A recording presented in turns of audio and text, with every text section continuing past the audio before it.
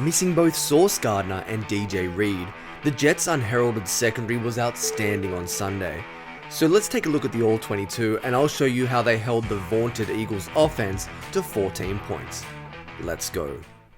What is going on, everybody? It's Luke here from Play Like a Jet, and we're back in the film room with another All-22 breakdown, and today we're making a video I could not have anticipated. We're going to talk about guys like Tae Hayes, Craig James, Bryce Hall, and the Jets' safeties who excelled against Philly. It is tough going up against AJ Brown, Devontae Smith, Dallas Goedert, but they did it so well. And how Jeff Ulbrich overcame those losses was throwing so many personnel packages at Philly. On the first drive, you saw Hayes at outside corner, James, Hall, Michael Carter II. You saw Ashton Davis in the slot. He did everything he could to throw them off. But overall, let's just break down the play of these guys because they stepped up big time. Next man up, that's what it was.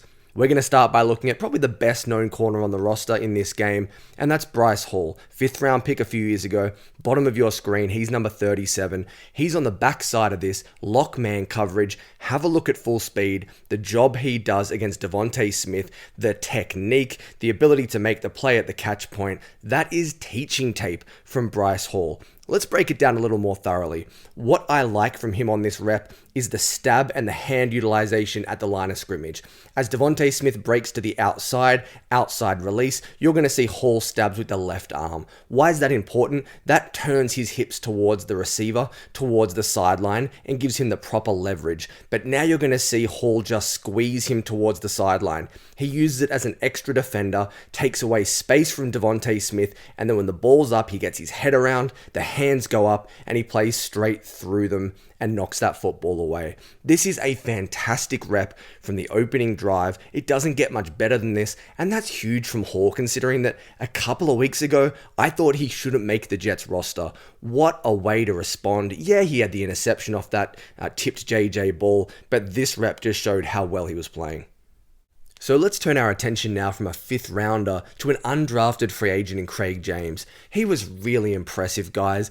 2 targets, did not allow a catch, and had this ridiculous pass breakup in the red zone. What makes it even more impressive, it comes on a scramble drill, and it's so hard to cover for 6-7 seconds in the NFL. James is at the top of your screen, number 31. Effectively, we've got man coverage, does a nice job undercutting the initial route, stays in the hip pocket, extending the play, and look at that pass breakup. Uses the lead arm to get in there, but look at the fluidity in space, how he initially undercuts this route. In breaking, we want to take away the throw, does a nice job of doing that, blankets the receiver to the outside, and then we've just got to stay attached, the makeup speed, and from this back angle, you're going to see it perfectly. Hurts scrambling, Craig James, look at the athleticism, the makeup speed, and the ability to make a play on this football. That is ridiculous. Hurts puts this ball in the ideal location for his wide receiver. James is a step, 2 steps behind, and he still has the want and the athleticism to make that play. A great job using the lead arm, so coming across with his right arm to break up the pass. That gets him more extension and length. This is fantastic. A guy that, as I said, was not expected to make the roster. Not only did he do that, he stepped up and thrived.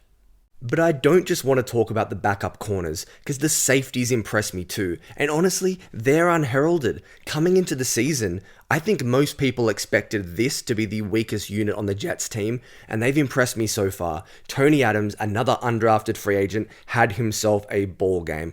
I've already talked about this play from a front and personnel perspective, but what a huge interception. You can see Tony Adams lurking at the line of scrimmage. I'll say it again. Odin Ulbrich, they told him fake the blitz. He'd come a couple of times. You can see him dancing down to the line of scrimmage, but the Jets are going to drop into this deep cover 3 shell. He sees it, he reads the eyes of Hurts, and he makes a huge play to get the interception, get into the red zone, and the Jets finish it with the Bryce Hall touchdown. But this is all about selling, about making sure you can confuse the quarterback. He sits in the blind spot for Jalen Hurts, pops up, and makes a fantastic read. This is team defense and great execution from Tony Adams.